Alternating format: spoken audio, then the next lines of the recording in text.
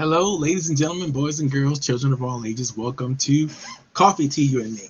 This is our weekly program where we help entrepreneurs, business leaders, professionals of all types learn the valuable art and science of networking. We're going to teach you today many things, business leaders, and among the things we're going to talk about today are literally how to create win-win scenarios.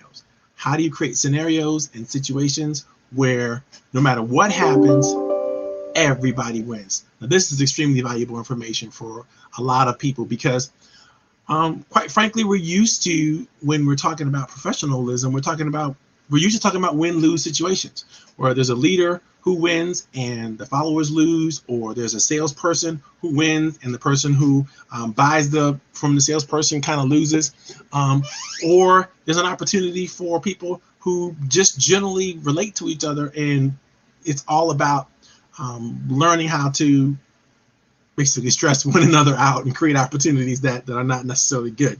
So we're going to talk about the art and science of win-win relationships, how you create them, how do you talk about them, how do you establish them, how do you make them work, all kinds of good stuff we're going to share today. And I'm hoping that you all can hang on and have a great time with me. I've got a lot of information that I want to share with you. We're going to have so much fun. I will remind all of you, as you come into the room and as you start to experience this, go ahead and put your information in the chat. Tell us who you are, where you're coming from, what city you're coming from, what the name of your business is, maybe even how we can get in contact with you. If there's a link that you want to share that will help people either find your website or call you back or whatever that is, just share whatever you want to share in the comment section, because we are a comment and chat friendly organization. We want to make sure that everyone has a chance to shine.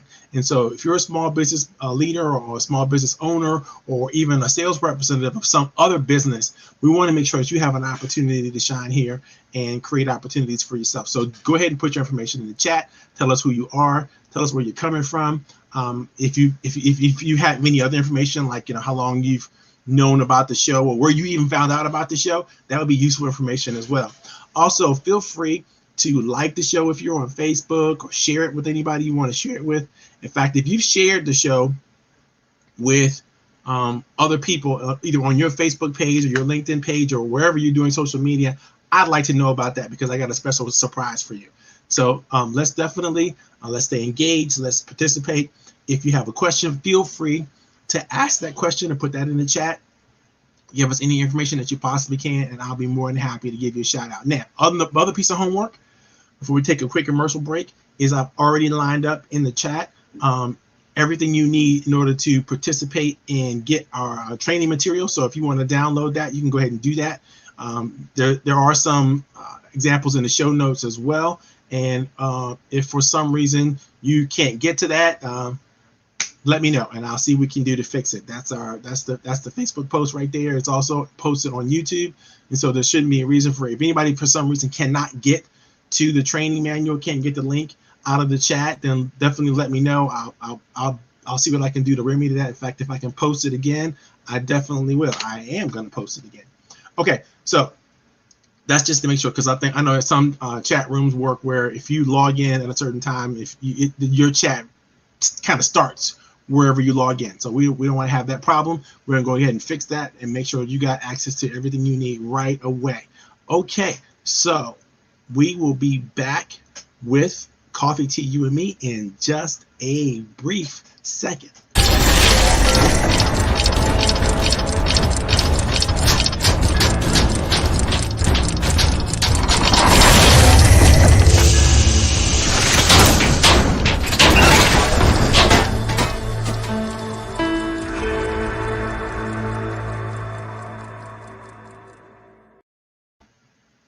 Okay, ladies and gentlemen, let's get this party started. Like I said earlier, if you have any questions or if you have to anything you want to share with us, feel free to do so in the chat. I want to make sure that you follow up with us. If you have anything that you have any issues with downloading the information, go ahead and again let me know in the chat. Either give me some sense that you can't get to the document, the training manual, and we're going to get this party started right away. The first thing we're going to talk about is we're going to talk about how we establish a win-win relationship and what it is. I mean, what is a definition of a win-win relationship? A lot of people, when they start talking about win-win relationships, they're really talking about a compromise. They're really talking about a relationship where one person wins, another person sort of gets a little bit of what they want. But that's not a real win-win relationship. If you think about a real win-win relationship, it's a relationship where everybody wins. Two people, both involved in a professional relationship where everybody wins. And this is quite possible and quite doable, but it takes a lot of communication effort to get to what I like to call your mutual mojo, right? This is where everybody is feeling the way they should feel.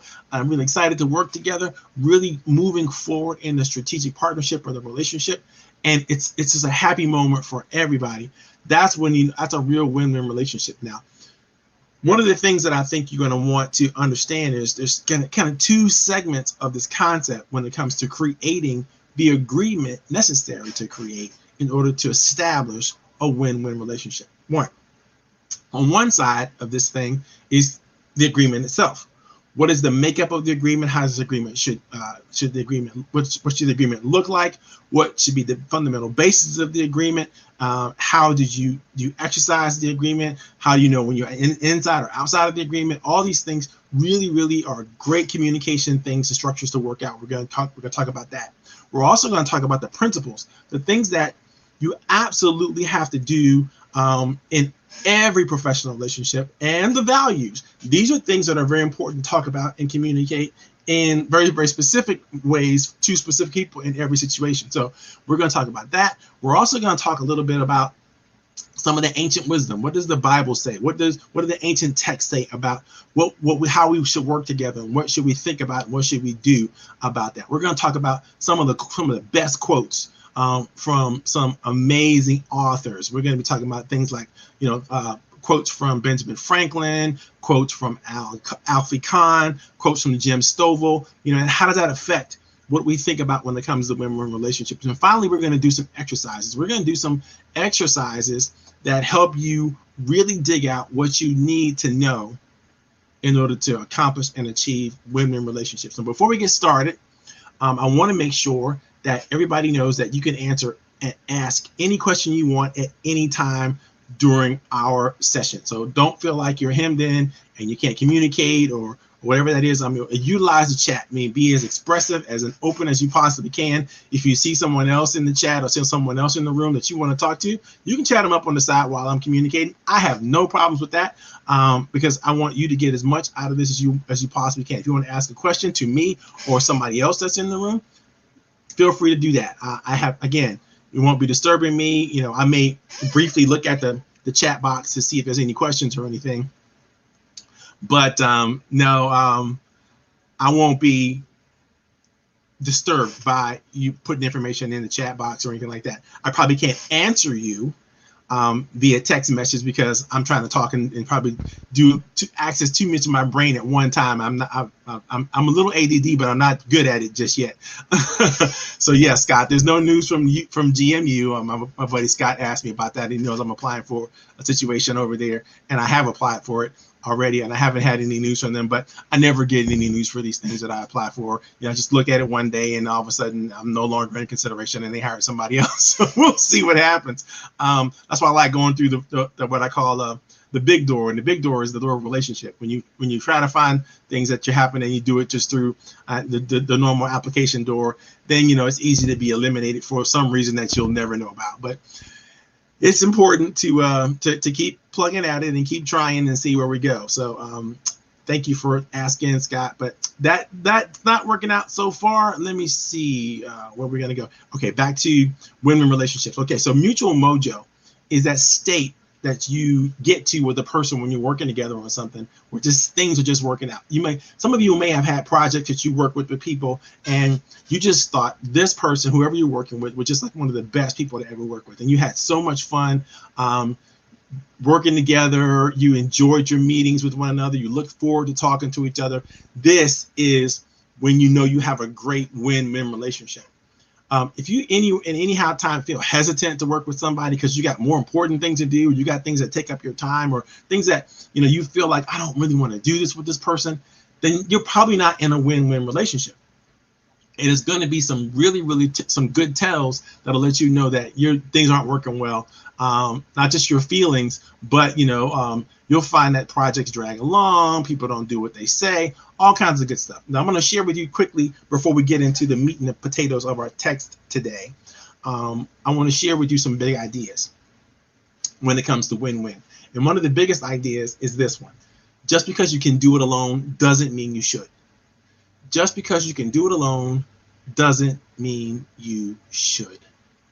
There are so many opportunities that other people have to step in and do things to get their strengths noticed, to get their passions on the table, to make sure that they have an opportunity to play at a high level because they have some expertise or some talent or even some interest in a certain area. But when you don't give that person an opportunity to shine in that area, then you miss the opportunity to help them build confidence and in the relationship. And so it's very important when you think about how you're going to establish a win-win relationship with somebody. You have to know where they're going to shine. You have to know what they're good at, what they're talented at, what they want to do, what they want to bring to the table. All these things are key conversations to have right up front. The next thing I want you to talk about in the big ideas, I want you to think about the fact that when we win, everybody wins. So think about that. A lot of times when we think about winning as an individual sport. But if we think that it's impossible for us to win unless we're winning with someone else, then all of a sudden we become a better collaborator. We become better at creating opportunities for other people to help other people move themselves along. And that becomes a part of your brand. You're known to be a great listener. You're known to be a great collaborator. You're known to be able to do things that help promote and help other people shine and help other people get to the things and the places they want to get to. I love this quote from Zig Ziglar. Zig Ziglar said, if you help someone else win, others will help you win. Basically, if you give it out in loaves or slices, it'll come back to you in loaves. It's another way of saying the law of reciprocity will kick in, and you do things for other people will do things for you even more than you've done for them. So don't feel like you can't extend that arm of friendship or that hand of fellowship out to other people, because you'll find that you'll win bigger together. Third big idea. People like to feel understood. Let's hang out there for a second. The opposite of that thought, right, is knowing that people like to feel understood means more than, at the same time, we're also saying that people don't like to feel misunderstood. People like to feel understood. They don't like to feel misunderstood. So in a win-win relationship, what can you do consistently and regularly to demonstrate the people that you're in that relationship with that you understand them? How can you demonstrate that you understand them? And saying you understand them is not a good demonstration of understanding, because anybody can say, I understand you. That's not necessarily understanding. What it takes to really help sinking in to another person that they're being understood, or help them feel understood, you may want to ask a question like this. I heard you say blah, blah, blah, blah, blah. And what I think you meant by that was blah, blah, blah, blah, blah. Did I get that right? And the person says, absolutely, 100%. Now you know, not only did you in fact understand them, they know that they're being understood by you. And they feel, they can allow themselves now to feel understood. But if you just sit there like a stone face and listen, or you chime in with a couple of head nods here and there, or just a couple of statements that go, yeah, I'm with you, or I understand, that does not necessarily transfer to the other person a feeling of being understood. It's very subtle, but it's very important. I'm going to talk a lot about emotional and social intelligence, and this is a part of it. When you cannot understand a person that you're working with such that you cannot help determine what their feelings might be in a certain situation, then you're not going to have an opportunity to really create a win-win relationship with that person, because you're not going to be able to help them feel understood. either in it, and it can be a disconnect either with you or with them in your communication style, which we'll get into a little bit later. And it's very, very important that you do the work that it takes to know how a person, wants to feel, and what you can do to help them feel that way. It's critical. The next big idea we want to talk about today is, how do you assign different roles for different characters that you might want to play and characters that others might want to play in a win-win relationship. Now, I know what you're thinking. You're thinking, well, I can only be one me. No, that's not true. You have a role in every situation. Either your role is as a leader, your role is to be a follower, your role is to be a co-conspirator, a collaborator, your role is to be a participant, your role is to be an associate, your role is to be whatever your role is. It's a role. And making sure that you not only define those roles, but explain and express what those roles mean to you, to other people, and to explain and express what you think their role is and what it may mean to them. It is critical in the communication process, specifically if you want to establish a win-win. Because what happens in win-win, if you do this wrong, people have role confusion, and they're not really available or cognizant of what their expectations might be or what is really happening with them. And so you want to make sure, as you're establishing the win-win, you're understanding what your role is, what the role of the other person might be, and you're not just assuming you know what it is. You need to communicate it. If you can communicate it in writing, all the better. But if you're communicating it, make sure you're communicating in a way that both of you understand what it is. Take the time to define what you expect and what you think might happen out of the role, and try to do it without emotion. Try to do it just based on, I know this is impossible, but the more you try to be objective, the more you try to be fact-based in your thinking and in your communication, the better you're going to get at it, and the less mistakes you're going to make, and the less people are going to be misaligned with what you're thinking and saying. And you don't want that. So sometimes you have to take the time to straighten out your position and help the other person straighten out their position before you really get started insinuating what we call a win-win agreement of any type. Because if you don't, you might get yourself in trouble. All right, I got a couple people in the audience. If you haven't told us who you are and where you're from, like what town and city you're from, that'd be helpful. I'll make sure that other people who come in kind of know that too, or what business you're in. If you're in a certain business, that'd be great. Or if you want to promote that business or your website or whatever you want people to click on and go to, I'll be more than happy to share that information. So don't feel like you got to sit there and not use the chat. Go ahead and use the information that's there. Okay, so what am I doing next? I'm going to continue. Oh, we're talking about another big idea. We talked about the roles already. The next big idea we want to share with is, don't ever do what others can do better. If you're in a collaborative situation, you're in a win-win relationship with somebody, you do not want to bring to that relationship the stuff that you suck at.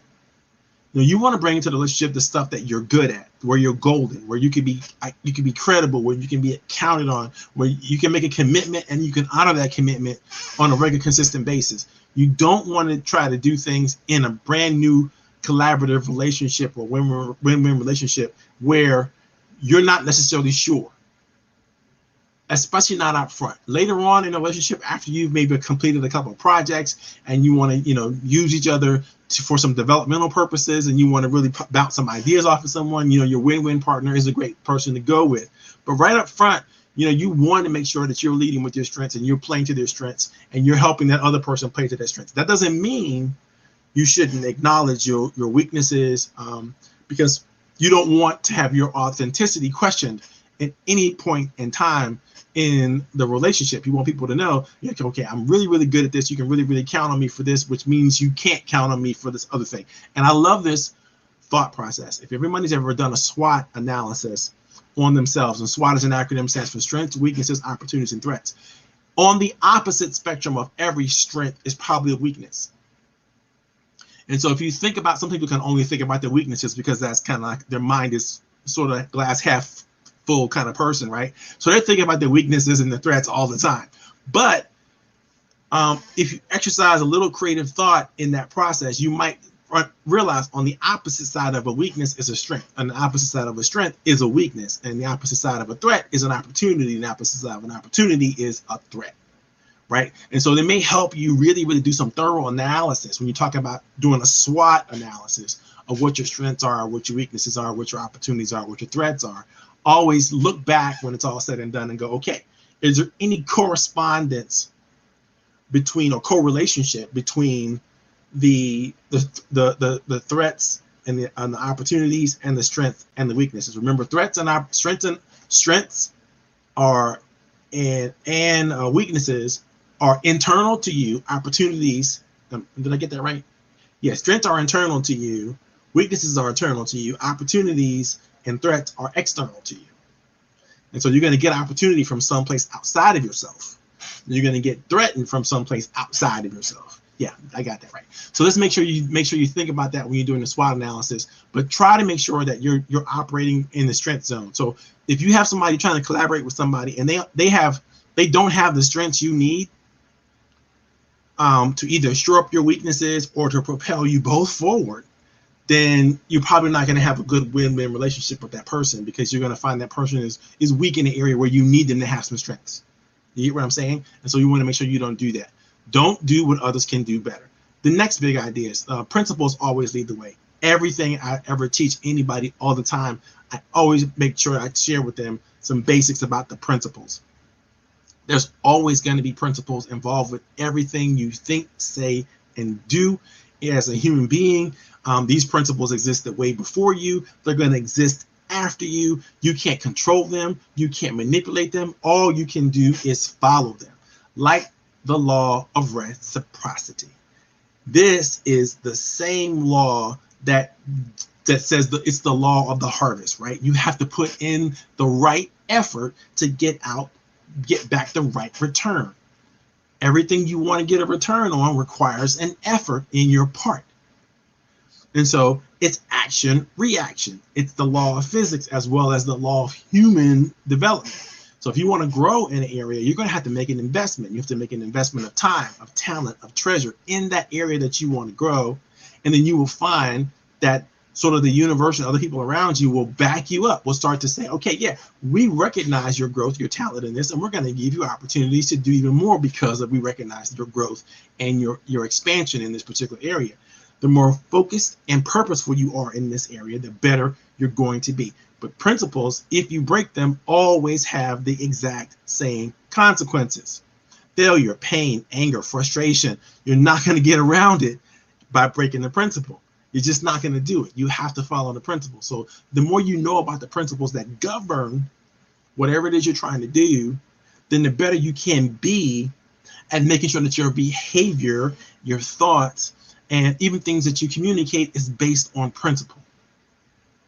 Extremely important when you think about this, because if you find yourself acting outside of principle, then not only are you going to find yourself probably doing things that are hypocritical, you'll find yourself failing and you won't know why.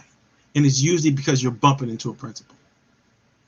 And so if you dig deep enough in your analysis of your after action review or whatever you've done after the fact, you'll probably find a principle there that you didn't know about, but now you do know. And so your job when you find the principle is to honor the principle. Accept it and honor it. You cannot do anything else with principle. If you don't, because principles govern, and they govern absolutely. And so if you don't follow principle, you're going to have yourself a problem. The next big idea is stay positive even when it hurts. When you learn how to have win-win relationships with people, you learn how to quickly adjust your thoughts and behavior so that whatever you're doing and thinking is moving the relationship forward. And I promise you, if you're always bringing the negative ideas to the relationship and you can never figure out a way to create more positive, powerful, forward-moving thinking thoughts and ideas and feelings, you creating that kind of energy, then you're going to be a part of the problem that slows down the forward momentum of the entire relationship. And nobody wants to be a problem. Again, everybody wants to be meaningful, significant, and relevant. And you cannot do it if you're always a part of the problem. You'll be insignificant. You'll be irrelevant. You won't be meaningful at all. In fact, you'll be a problem. And so you don't want to be a problem, so you have to stay positive and bring things forward. Now, I'm not saying don't be truthful or honest, because, if you're in pain, if you're hurt, if you're angry, if you're frustrated, that's a temporary situation. That's not going to be an all the time situation. But if it is an all the time situation, then you're not going to be able to add much to the relationship. And you're going to be draining some resources from the relationship instead of adding to the relationship. Again, you want to do more. You want to bring more to the relationship. You want to add more to the emotional bank account. You want to create more opportunities to work with other people. You don't want to go backwards. You don't want to create less opportunities and create more problems, right? You want to make sure you're doing that really well. Okay, so the next thing I want to share with you all in terms of the last big idea is, if we're talking about win-win, it really means win-win. That means everybody has fun. Everybody plays. There's no such thing as a win-win relationship where people are not having a good time. People are not playing together. So it requires a maximum amount of engagement. It requires a total commitment to, doing your best and bringing your best forward and enjoying the process. If you can't commit to that, then you're not going to have a good win-win relationship.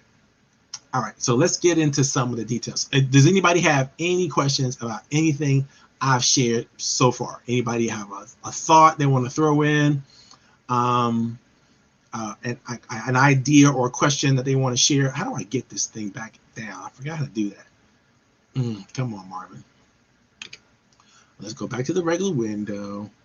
All right, you guys can't. You guys, I'm sure you can see that the download is still there, but I can't figure out how to get it back off the screen for some reason. There's got to be a way to do it. Oh, I know how to do it. Yes, bingo.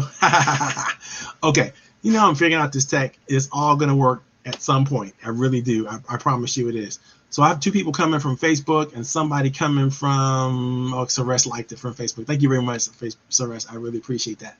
Okay. I don't have any questions, so let's just see what we're going to do. We're going to go back to our document, and we're going to start on page 1. And on page 1, we talk about, what the Bible says about win-win relationships. Now, I'm not going to get into the text itself and all that kind of good stuff, because and some of the reasons why I like to use some of the Bible, some of what the Bible shares with us in training information so people know is that this is like original writing. This is like, some of the most detailed text about human behavior that we can come from in terms of time and effort. And it has literally set the status for most Western thought and Western behavior. And so having said that, I always like to know where we came from. It doesn't mean that we're always going to stay there, or that's not the only way of thinking, or that you got to think this way, or anything else like that. I'm not any way suggestion that, just because I'm a wonderful Christian and I love it doesn't mean you have to be.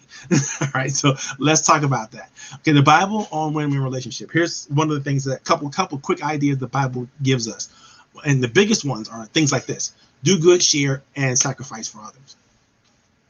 Do good. Just do good things. Do good things. Do right things. Share with others. If you have something that you could share, great. If you have something in excess, whatever it is, and you find somebody who has something in need that you can give that excess to, and they would appreciate it, you should go, whether they're going to appreciate it or not, you should go ahead and give them that, right?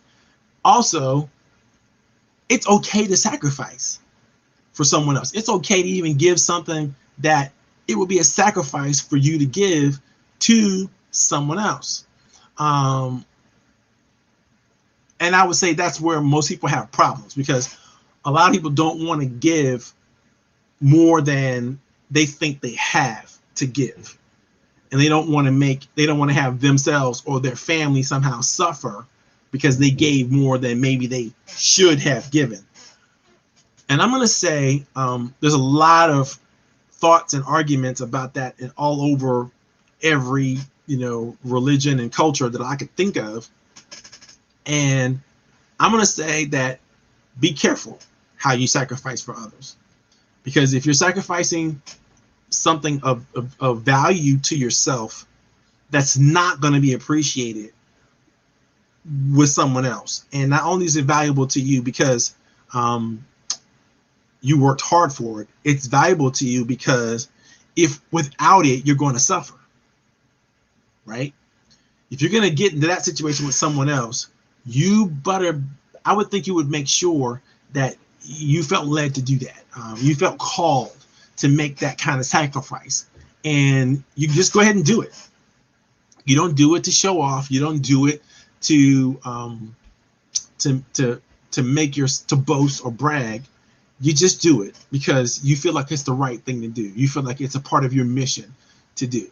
And in that regard, I think that kind of willing sacrifice, and that's how it's described often, that kind of willing sacrifice is,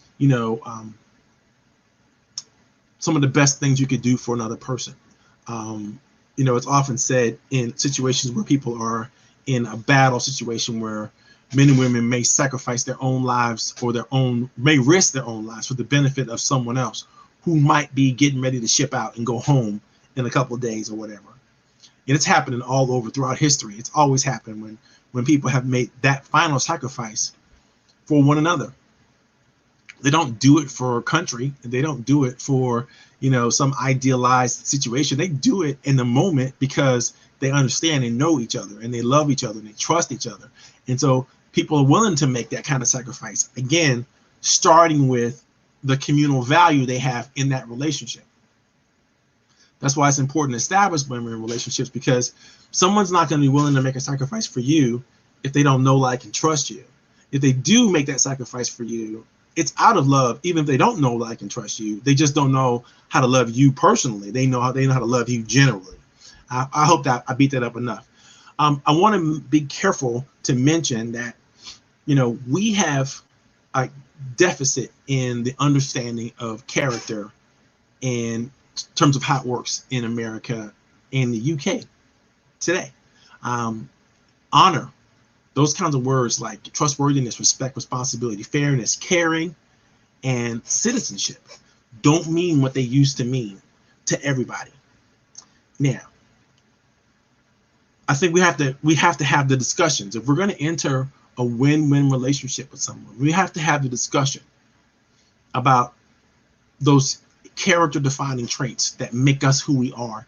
And so that we understand that when we say, I want respect, or I want to be respectful, what does that mean to me? What does that mean you should look forward to from me? What does that mean I will do for you because I respect you? And what does that look like in action? Because we got to move a lot of these things out of the feeling world into the active world, where our actions are lined up with what we speak about and how we communicate. And I say that not just because it's easier to understand a person's character if they're telling you what it is and how it's going to show up, and then it shows up just like that. I mean, it's very good, easy to read somebody as authentic when they can articulate that, or they do take the time to articulate that. It doesn't mean you can't trust a person who's not great at articulating these things. It just means it's more difficult to trust them. And I will promise you, speed is of the essence when it comes to building win-win relationships, because people have high expectations right off the bat that the things are going to go in a certain direction, and the better you communicate what those expectations are and why those expectations exist and what the values and principles are around those communications, the better you're going to be. Okay. How well do you show others that you want to be in a win-win relationship with? How well do you show them what they mean to you? How often do you do it? And what do you do to show them? Anybody have any examples of that they might want to share? What do you do to show other people that you respect them or that they mean a lot to you? I know for me, and you can go ahead and just put the answer in the chat if you have something to add to that discussion. I know for me, I try to purposefully give people what I call their flowers while they live. If there's something special about you or something that I enjoy about you, I'm going to take the time to tell you in the moment. I'm not going to waste any opportunity. I'm not going to say, oh, no, it's not appropriate to say, I love you. I'm not going to say that it's not appropriate to say that you mean a lot to me. I'm not going to be afraid to put that out there, because in that, I think that it means so much. And Scott just reminded me of a process I created called the RAP approach. RAP is an acronym. It stands for respect, affection, and praise. Not appreciation, but affection and praise. Now, we've gotten to be so PC, for lack of better words, around what we say and how we represent our feelings towards one another, because nobody wants to be accused of being a predator or an abuser or overreaching in any way, shape, or form. But I think I think you should risk it when somebody you authentically connect with and you want to share it. I think you should go ahead and share it. I think you should tell people, right off the bat, you mean something to me. This is really special. I really enjoyed the moments we shared together. We've been together. Or if you're working on a win-win relationship with somebody, you certainly have to declare your loyalty, your connection, your commitment, and the reasons why they're important to them specifically. Nobody else has to know, but the person that you're talking to, they need to know. I've seen friends of mine be burned over and over and over and over again because the people that they expected to show loyalty to them in certain moments just didn't. Right? And that's a key, because for this person I'm thinking about, loyalty is a big issue. It's huge.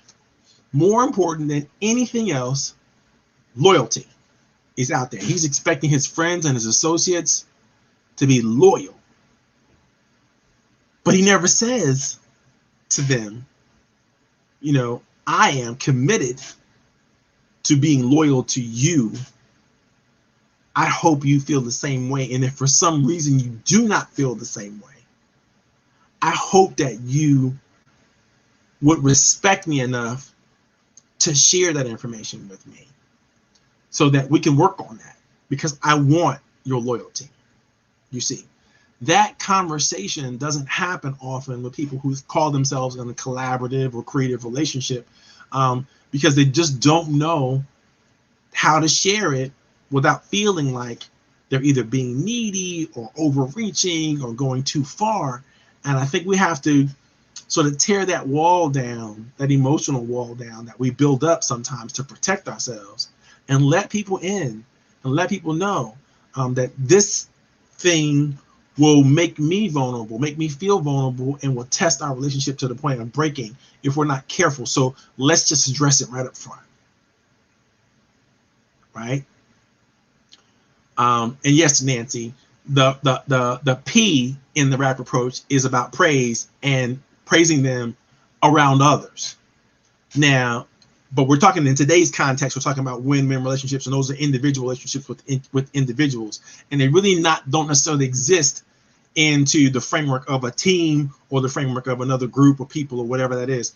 We're going to be talking about that next week, and that's when we get into the next part of the next 3 parts of the series of the 9 steps. Is really all about how do you create, manage, run, and develop teams.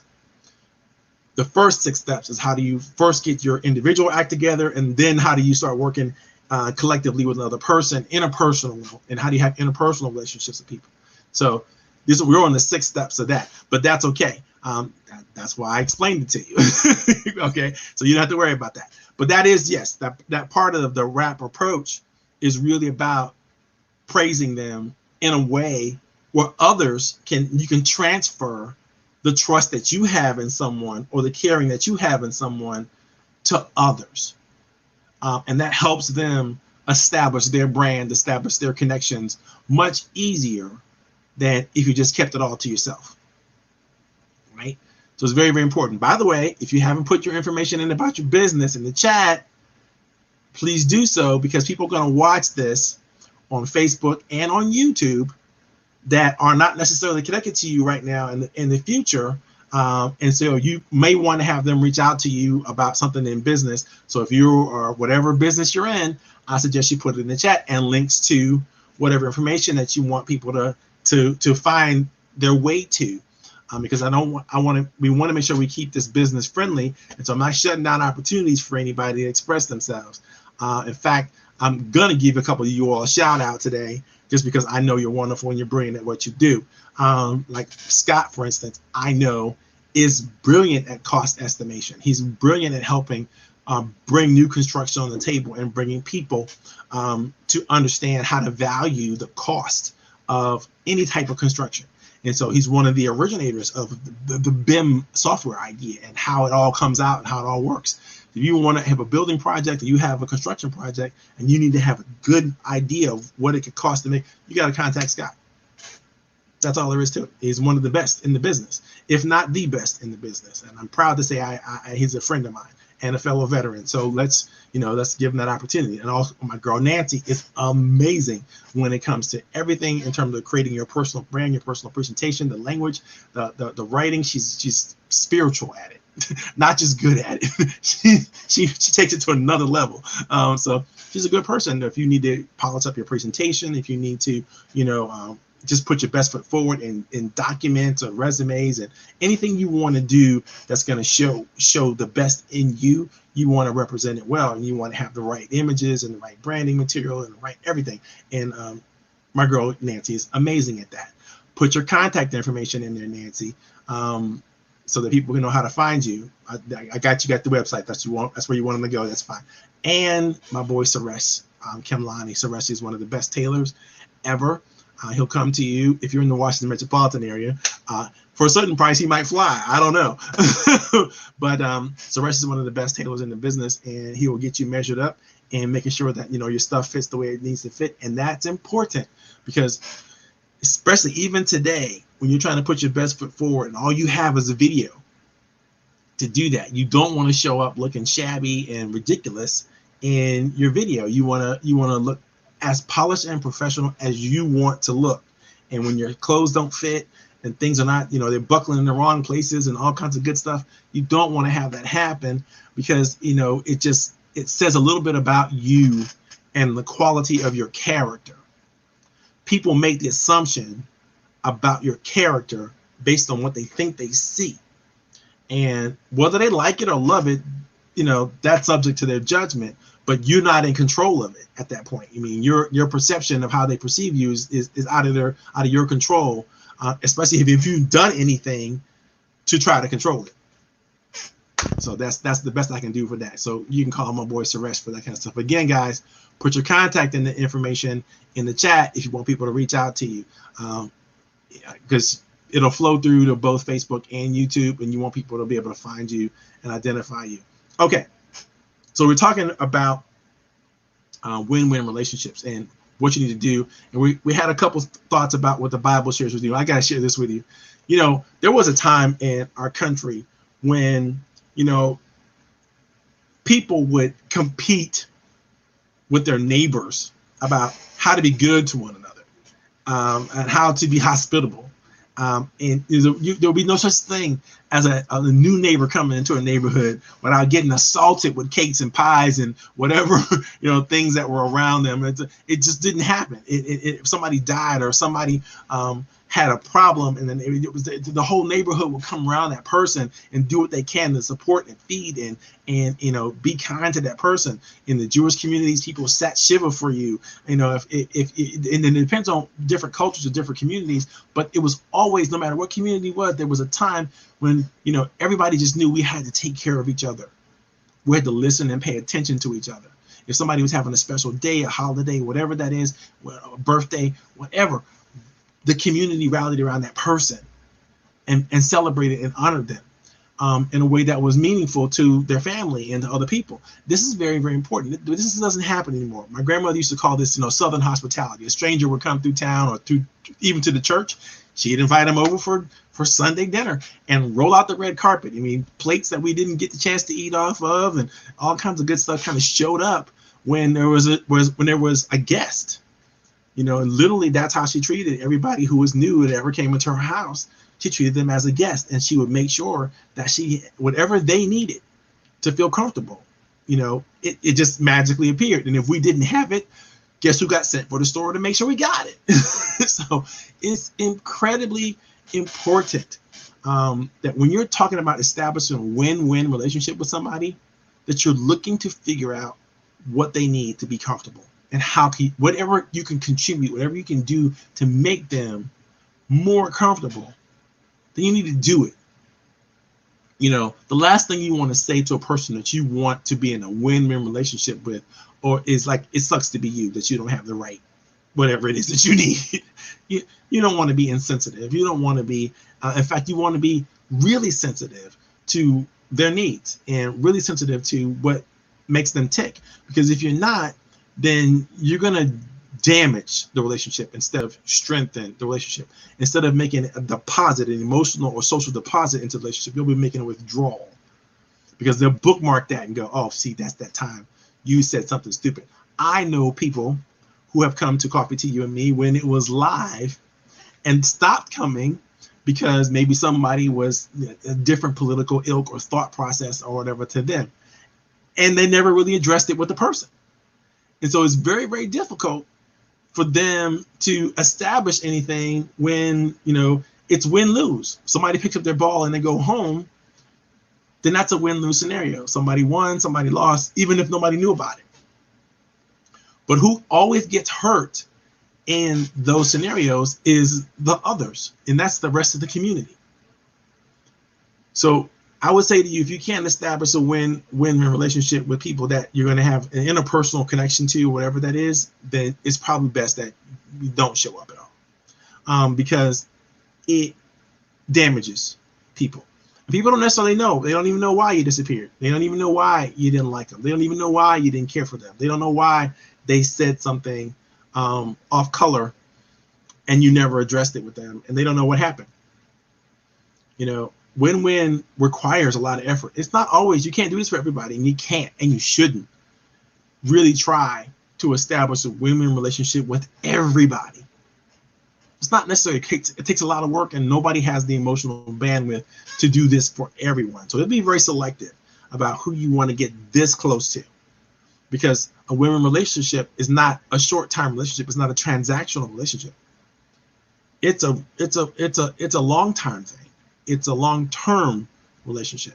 So it takes a lot to create them. It takes a lot to be in them. And so you need to make sure people have, that you have what it takes to be warm and friendly and open with a person for the long term. That's a skill that we have to develop. If I want to be in a relationship with somebody, I want to have a professional relationship with somebody that's a long-term relationship, I've got to focus on being positive and upbeat with them all of the time, because they deserve that in my mind. That kind of respect. I need to deliver that to them. I want to show them that I can deliver that to them, that I will be an asset to them and not a liability.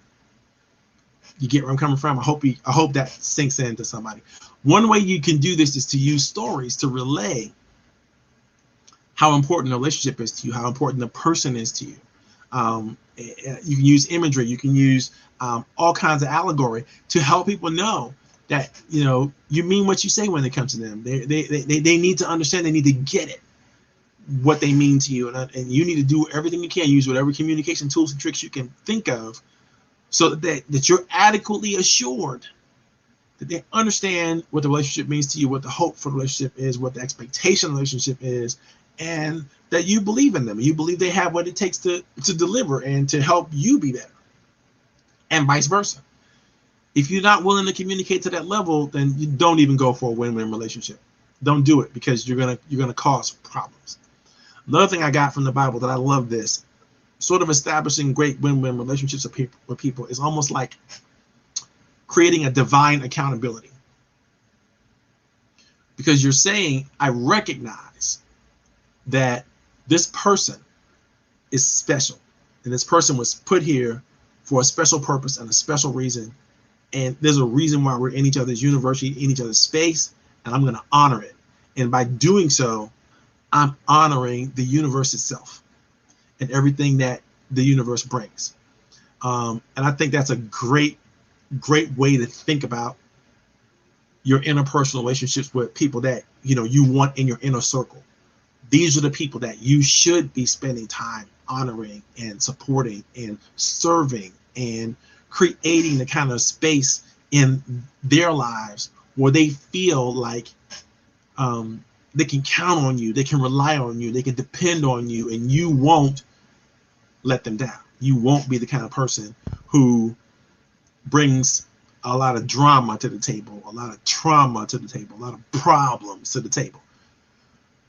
Now, again, like you said, like I said earlier, you have to be very careful about who you select to be in those types of relationships with and who you allow yourself to be in those types of relationships with. Because a lot of times we have to shed that dead weight, the people who are just determined, sometimes by no fault of their own, to bring us down. Because that's just who they are. They're not able to actually bring something additive to a professional relationship. All they can bring is pain and trauma and drama. And yes, we need to care for them, but we don't need to keep them close to us 100% of the time. That makes sense? I hope that makes sense for people. Whatever is blocking that connection with a person that you really want to have a connection with, you got to get rid of it. Because it's blocking your blessings. It's blocking your opportunity to come together and do what you should be doing together.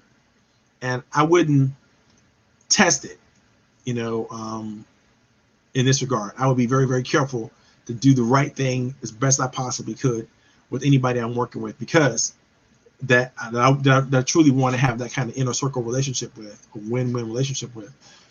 Because if not, then I'm going to, maybe I'm ignoring or I'm doing something that I shouldn't do that's going to be bad in the long run. And I don't want that. Okay, so we get out of the Bible, and I did a lot of other research with some other things. And I put some links here in the document. So if you're looking at page 4, you're going to be able to see a couple of links that are hot, right? So you should be able to get directly to those links and see a lot of articles, a lot of things. And I pulled some factual information out of those articles that I want to share with you today. One of the big ideas, and we talked about this a little bit earlier, when it comes to building win-win relationships, start with all the facts. Start with all the relevant and meaningful facts about whatever you're doing, however you're doing it, whatever you're doing it for. All these things have to come to the table when it comes to developing win-win relationships, and you must see them and you must agree that these are the relevant facts. You don't have to like them, you don't have to accept them in terms of enjoying them, but you have to accept them in terms of realizing they are in fact true, they are the facts. Having said that, now that you have all the facts on the table and you know what you're up to, they know what you're up to, everybody knows what everybody's up to, everybody knows what the relevant, meaningful facts are surrounding them and the situation, a good SWOT analysis might help you with that, right? Once you know all the facts now, and you've presented them well, they've understood each other, now you're in a position where you can begin to see what's needed, right? You can see where you have strengths, where the other person has strengths, what strengths are missing, right? That you may have to recruit from some other person, somehow, somewhere. So we're getting a little bit into team building, but understand, if you've determined two things are going to happen once you got all the facts on the table, you've done your analysis, and you really, really assessed who you are, what you can bring to the table in terms of time, talent, and treasure. Once you have all that done, you now can go, okay, is this, can we do this? Can we make this a win-win relationship? I would suggest, if you can, you do. If you can't, and without stretching, and I'm not talking about, of course you're going to stretch to do anything great, but I mean stretch to accept or tolerate somebody else's drama, trauma, or weakness. That's not how you start off a win-win relationship. If somebody needs to take a break and go away for a couple of days or whatever that is, and then come back at it because they got some things they got to straighten out before they come to this relationship, I think you should allow them the opportunity to do that. But if they can't for some reason get it together, you can't play with them closely because it's going to be damaging to you. It's going to be damaging to you. It's going to stop your ability to grow, and it's going to create less resilience for you. It's going to create less strength and passion for you, and you're going to run out of juice and steam, and get emotionally compromised, which is really, really something that you want to try to avoid. I'm not saying avoid emotions. I'm saying do what you need to do to avoid bringing negative emotions to the relationship. And a lot of times, if you, again, start with those facts and make sure you've analyzed everything correctly and shared what you've analyzed correctly with each other, and you both agree that these are the facts, then you have less to be upset about, because what the marketing study says, for example, or what the financial reports say, or whatever the principles or values are that you need to assess, and what they're saying, and how you should look at them and know them. The next thing I think you want to think about is your communication style. I love this one. This is very, very important, because we all have a communication style. And for me, I do everything out of the Vision Quest 90 approach, right? The Vision Quest 90 approach was said that, every leader falls in one of four boxes most predominantly. Some of us are vision-led, some of us are mission-driven, some of us are goal-oriented, or some of us are task-oriented. And it doesn't matter, what quadrant you find yourself in most often, because we all have to have all four of those quadrants to get anything done. But some of us have a leaning in one direction or another, or in a situation. It could even be a situational leaning. And either way, we're going to communicate differently. Some of you have taken some of those strength tests or some of those personality tests, and they would tell you that there's various different types of communication styles involved with those. It really doesn't matter how you conceive it or think about it, but you need to know that we all have a communication style, and we all communicate differently. And so it's so to speak, our love language. I don't know if any of you have read that book, but everybody has a love language. It's not just males and females. It's every individual has a love language. And if you speak another person's love language, you are likely to gain their trust pretty fast. If you're aware of your love language and you understand what it is and how it affects other people, then you can also make adjustments based on what you know and understand about another person's love language, so that you can then find a way to create that synergy, find a way to create that that win-win opportunity in your communication. Now, if you consistently, and the biggest example I can give is a goal-driven person. A goal-driven person, they only want to talk about achievement. They only want to talk about the deadline. They only want to talk about, what's necessary to take the next step forward, and the next step forward, and the next step forward. They could care less about anything outside of achieving that goal. That's all they're thinking about. That's all they're talking about. That's all they want to talk about. Anything else is going to be frustrating to them, right? I know how many of you all know a goal-oriented person that's so driven to achieve that they can sometimes be annoying. Did anybody ever experience that? I'm sure you do. I know for me, I'm like that. I'm not goal driven at all. I'm very visual. So I can see a long time out in almost anything. What I have a problem with is dealing with the here and now. I have a problem with what's right in front of me. Sometimes I forget to do stuff like eat or sleep or do whatever, because I'm in my head and I'm thinking forward about what the possibilities are, what's going on. I love to talk about that. I love to communicate in that realm. And I think to a certain extent, we all should be a little bit more vision oriented, because when we explain to people what our vision is for something, then they can say, oh, I like that. I want to get on board with that. I want to participate in that. I want to be a part of that. And in doing so, you can then come back to how do we create a win-win relationship. But then you have people who are task-oriented. and they just loved. They're just busy little bees. They just love. They're just busy, busy, busy, busy, busy, busy, busy. They're doing stuff. They're doing stuff. They got a little list they're gonna check off. Check, check, check, check, check, and they're happy just accomplishing little small tasks. A lot of them every day. And for them, if they don't have an idea of what the tasks are that need to be completed in order for something to go forward, they don't want to talk about anything else. They want to talk about what's next. What I gotta do? What I gotta do to make this happen? What I gotta do to make this work? And they're gonna get on it. Right? They can't even finish the conversation before they're starting to think about how they're gonna get this task done. So sometimes people are very, very task oriented, and some people are very, very mission oriented. Those are the people who are, they love to talk about, not just what they want to achieve, but how they want to make change happen. They want to talk about a lot about how they want the world to respond to what they're doing, and what they want to, how they want to affect others. They're very, very mission driven, and they want to talk about that. A person that's goal directed will be like, okay, why are we talking about this? This doesn't matter. Are we achieving anything? That's all we want to know. What are we achieving? Good. For a goal person, a goal is a mission. My mission is to achieve, right? My mission is to get something. So I hope you guys got a little something out of that. But you need to know the communication style of the person that you're talking to. You want to know what drives them. You want to know what motivates them. You want to know what they're thinking and where their thinking is going, so that you can help them either be better at that and use that to strengthen whatever it is you're doing together, or help them understand you better. Right? It's very, very interesting. Thank you, Nancy. I love you too. But it's just very important when you talk about knowing your communication style. Is you have to really break that down and know what makes each other tick.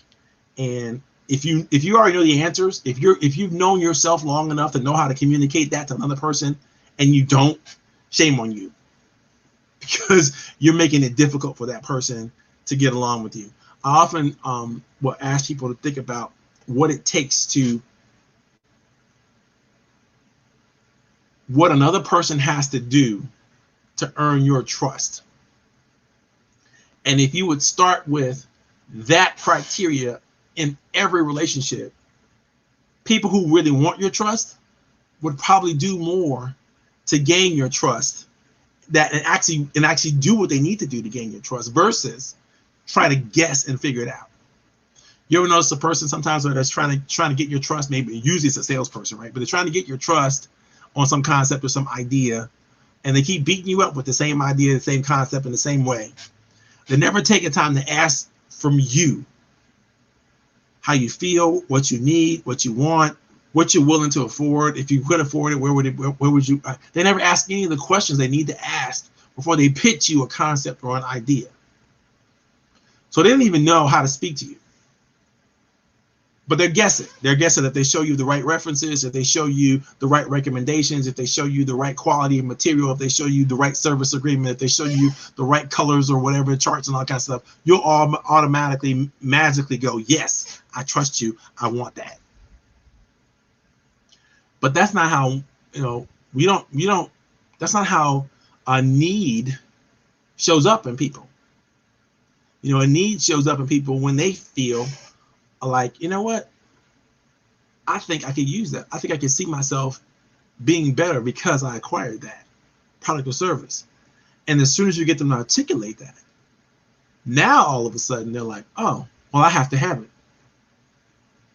Because now they've shared their thoughts and their ideas and their needs to an empathetic ear, hopefully, which is you, if you're in the sales and marketing world and you understand how to do that. And you can then turn the conversation to something that's meaningful for both of you, but until you share, again, your truth, the way you believe, the way you think, the way you speak, the way you want to be with other people have to figure it out. It's a big mystery. And why keep the secret? Why not just let it all hang out? Be you.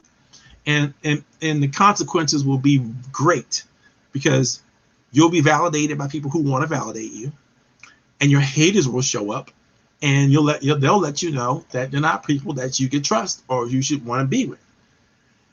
So there's no really loss in it. You just have to have the courage to do it. All right.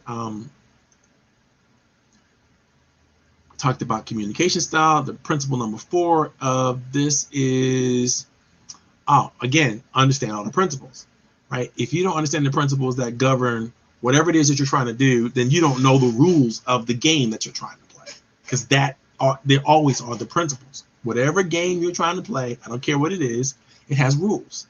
And those rules are the basic core principles. If you break those basic core principles, you lose.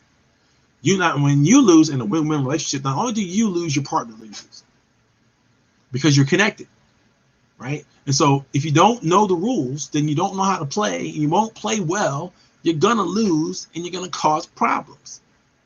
Back to what I said earlier. You gotta know the rules, and a part of understanding the rules is understanding the principles that govern and guide whatever it is you're doing. Any questions about that? I think that was pretty simple, but I need to sometimes people get confused. Does anybody not know the difference between values and principles? If you don't know the difference, just raise your hand, or I don't know if you can do that in this system.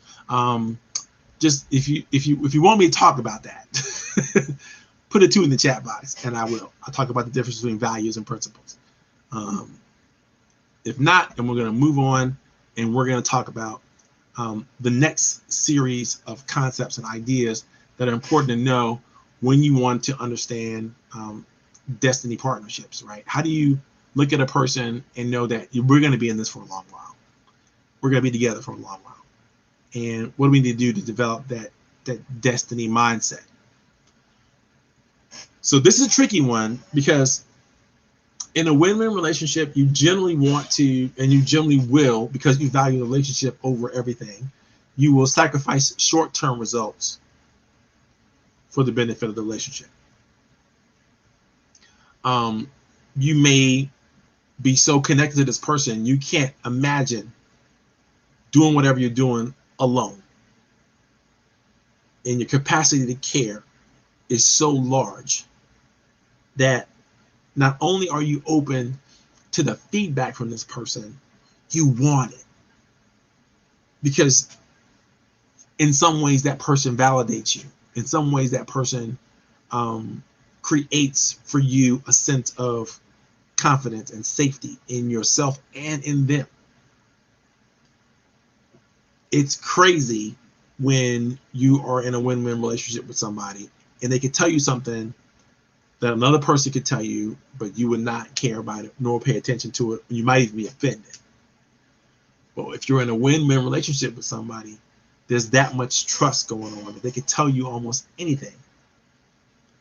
And you actually would make a change because of how you want them to look at you. It might not be the way you want it, may not be the way you wanted it to be, right? So there's an instinct in a win-win relationship for mutual benefit. You don't even use terms like I in a win-win relationship. You use we always. We're going to think about, we're thinking about doing this. We're going in this direction. We want this. Because you're so connected to it, that's the way you communicate. That's the way you want to think. And so you do. You don't want to think about doing something without your partner, your friend, your associate, whatever it is that whatever role or title you want to give the person. That's how you know you're in a good win-win relationship. You think in a way that's synergistic. And it's also problematic because it's easy to take a person for granted. Once you have that relationship established and it's moving forward, it's easy to assume stuff. I will caution you to stick with the facts and stay on the fact train, and try not to make too many assumptions. You can't help it because your brain is kind of working against you in a good win-win relationship, because you want to not think about all the things that you should think about to create and make the relationship stronger. And you begin to take each other for granted. It happens all the time. That's why you have to be on purpose and focused on not doing that. Because that way you rarely have to ask for forgiveness. Without it, you won't have to ask for forgiveness all the time because you'll just be at it. That didn't work for me. I didn't like that. You should have said this. I wish you'd asked me about this before you did that. You're gonna get those kind of things, and it's more important to put the relationship above the transaction. Put the relationship above whatever you're trying to accomplish or do together. Put the relationship above everything if you're gonna have a good win-win relationship, because the relationship is what it's all about. Once all said and done, the benefits of the relationship is just happenstance. It's just sort of like it happens. Tried and true professional principles that I'm going to share with you in almost every good win-win relationship is this: the people listen to each other more than they speak. That's one. The other thing is people understand their roles completely and totally, and everybody knows what their role is, right? That's two. People are willing to make a heavy investment of something, time, talent, treasure, whatever. It doesn't matter, but they're willing to make an investment. Everybody's willing to make an investment of something significant into the relationship, the partnership, right? The relationship will be really good if it embraces innovation, meaning everybody's ideas matter. And so you're trying to get to a higher level of thinking, and you're using and leveraging each other's talents and gifts to do that. So you get higher levels of innovation. You got to put time and effort into the planning. You can't just, one person can't plan something for two people. I love that. You know, if two people are in a partnership or an agreement, they're not both in the planning mode when it's time to be in planning mode, and they're not both in execution mode when it's time to be in execution mode, the relationship is off balance. And that's not going to be a win relationship. It's going to be a win-lose relationship at some point. Somebody's going to mess stuff up, and it's going to go in the wrong direction. Number 4, you have to do everything you can to keep and maintain mutual respect. It doesn't do any good to have a relationship where one person respects the other person and the other person doesn't respect the other person. And so, again, talking about and sharing what you respect about each other is critically important. What specifically do you respect about each other? Not the overall, I respect you, you respect me, we can take it for granted. No, I'm talking about specifically. I respect you because you do this. I respect you because you said this. I respect you because you seem to be about this. And it really makes a difference for me. It helps me trust you. It helps me have faith in you. It helps me believe in you. It helps me think about you on a higher level than I think about anybody else. I want to be just like you. I'm honored to be in your presence. That's the language that helps people understand that you're with them. You trust them. You know, anything short of that kind of language is suspect. You know, it really is. It's really suspect. People are like, well, they're going to ask the question, you know, what is this for you? What do you mean to me? What do I mean to you? What is this all about? Where are we going? When people start asking questions like that, it's because they're unsure. And they're unsure because you haven't shared with them the reasons they should be sure. It's very, very important. I guarantee you, if you listen, most people are telling you everything they need to show them the caring and the love and the respect that they deserve. But that means you got to pay attention to them more so than you pay attention to you. You got to be committed to help each other win. That means not just commit to the concept of winning, but commit to the effort. Put the time in. Put the time in your calendar that you're going to work together. Put the time in that you're going to report to one another or be accountable to one another. Put the time in. If it doesn't show up on your calendar, does it exist?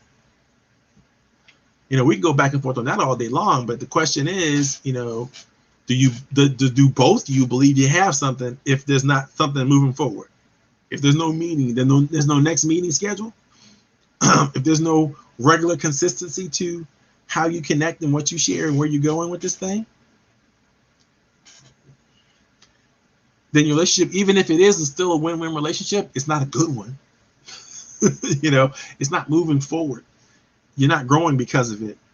And you're taking 2 steps forward and 2 steps back all the time. You don't want to do that. You want to keep taking 2 steps forward, which means you have to consistently be on each other's calendar. You have to be consistently be in each other's face. I was just on a real win-win relationship, it's at least once a week for 15 to 20 minutes, at least, that you're actually moving the needle on something that you both want together forward. You got to do it. You got to give each other feedback. You got to give each other updates. You got to talk to each other. You just got to do it. Number 6 is maintain a positive, optimistic outlook. We talked about that already. Number 7, I love this one, is celebrate the small victories. Too many times people are in projects together, or they're on opportunities or co-venture, joint venture partnerships together, and they don't celebrate anything. They're in the grind.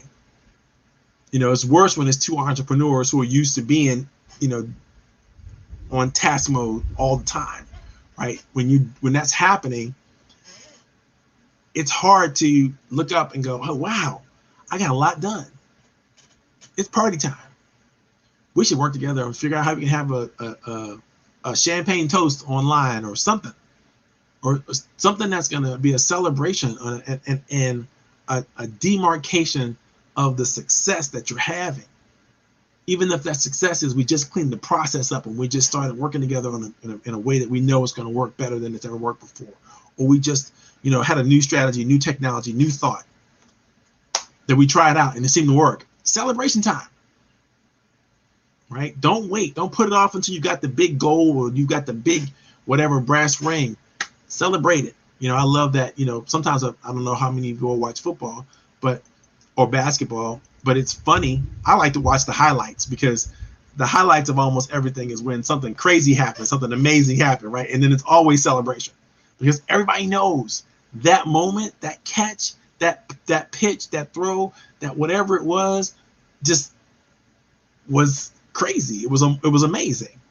And so you want to make sure that you celebrate those moments and you give those moments the time they should have, even if you think you shouldn't, because I'm one of those persons that those moments will slip by me quite a bit. Like I told you, I have a problem with the here and now because I'm in the future, right? And my thinking, I'm out there, but something good is happening right now. I'm not even recognizing it.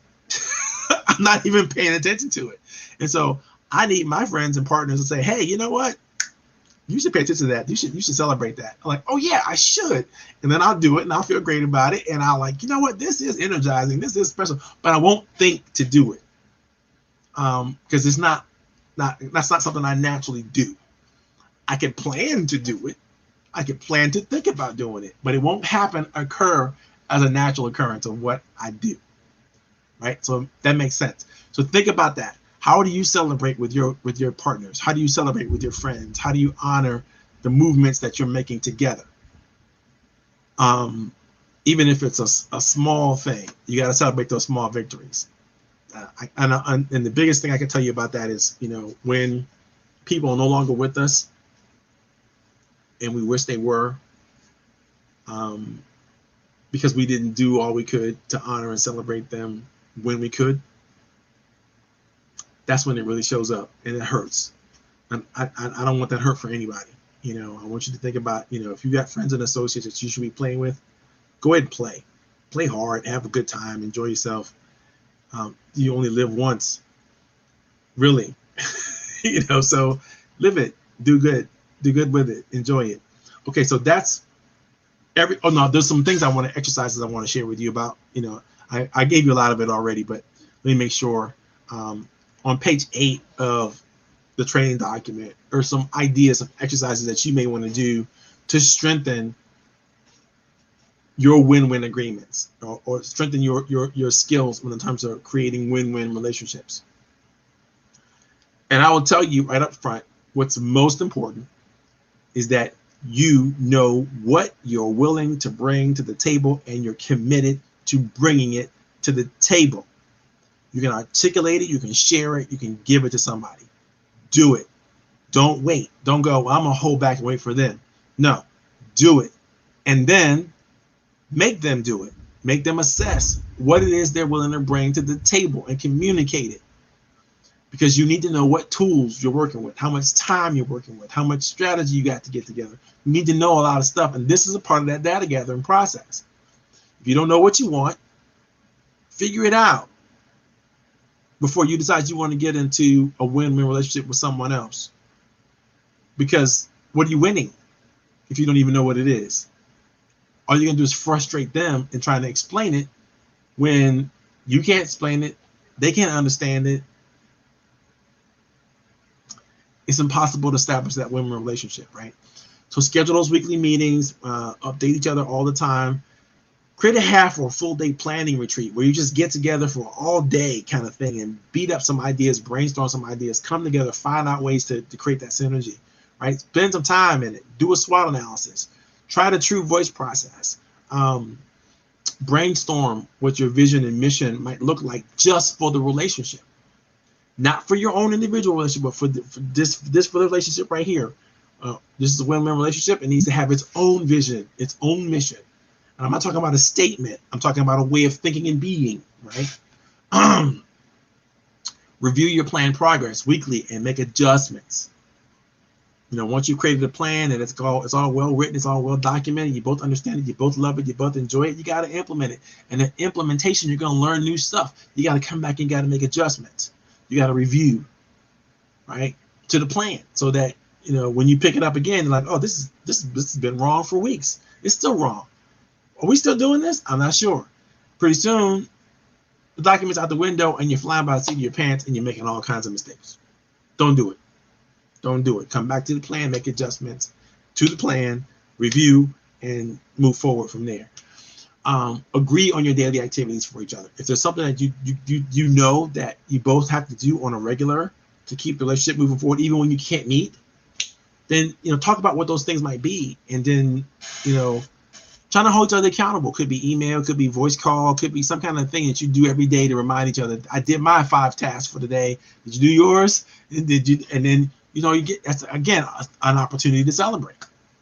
And when you got to send each other some kind of text message or some kind of weekly or daily update as to what you're doing that's moving your program that you're working on together forward.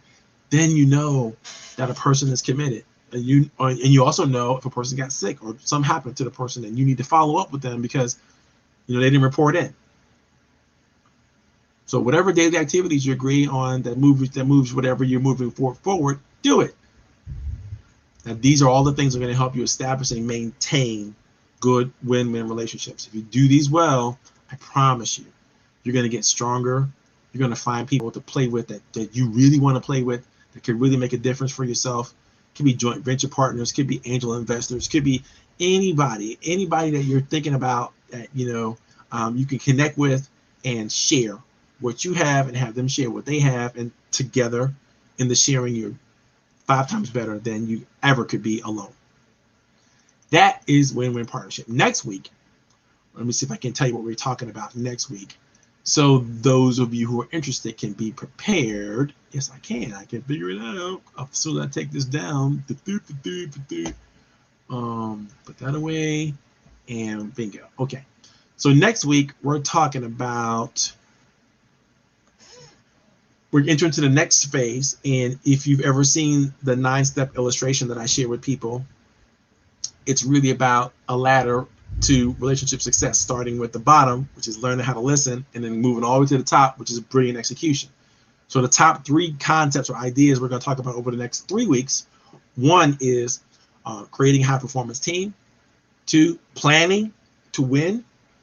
Touched on a little bit of that today. We're going to get into details about how to plan with a group and a team. And the last one, the 9th step, is brilliant execution. This doesn't matter how many plans you have. If you cannot, with your team, if you cannot execute those, they're not going to be well. Now you have to take all the previous 6 steps we talked about, roll them up now, because now you're ready to go into team leadership mode. And so if you need to go back and look at some of the videos, you can do that. You can go back and look at the last 6 weeks, and you'll see the progression. If you need to get an upper, another view at something, or an idea about something, feel free to ask me the question in the chat or anything like that. Anytime you can call me. Those of you who know me can call me. Those of you who don't know me, I think my number's on the screen right now, so you can figure it out. You can call me too, but you can't call me Joe. Okay, So what else is going on out there? Anybody have any questions, any thoughts, any ideas or concepts? I'm interested to know if anybody got anything new out of today's talk that maybe you hadn't heard or hadn't thought of before. I love it if because I live on feedback, and so I need to know what worked, what didn't work, what you like, what you didn't like, what's important. And promise you, I won't take it out on you, I won't make you feel bad or anything like that. But I need to know, is this working, and if you're getting out of it anything that you can use. So help me out, guys. If you don't have a question, give me some feedback. We got a text message from somebody.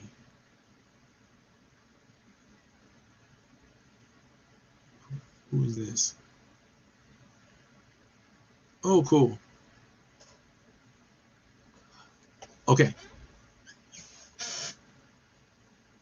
Yes, that is a great book, Nancy. The love, it's something about love language. I think it's the 4 love languages or the 5 love languages. I think that's what it is. It could be that, or it's definitely something related to Mars and Venus. I think that's also another one that talks about the love languages. But it of course it talks about it in terms of a personal relationship, not in terms of a professional relationship. And you have to extrapolate it, like, I know you can. You're very visionary, so am I. So I can extrapolate that stuff and go for it and take it in different places. But it's really good. Oh, Scott says he knows my communication style. Yeah, I'm very visionary. That's true. I like to think forward, and I'm always about where we're going. Where is this going? Where we go? And how will we know we've arrived? That's all I want to know. That's pretty cool. Pretty cool. Okay, guys, we're gonna shut this party down. We've been at the broadcast now. It's almost 4:30, and we're gonna close out today. Hope you guys had a good time. If you hope you can get to the document and everything. And other than that, we'll see you next time. Next same bat channel, same bat place. Ciao for now.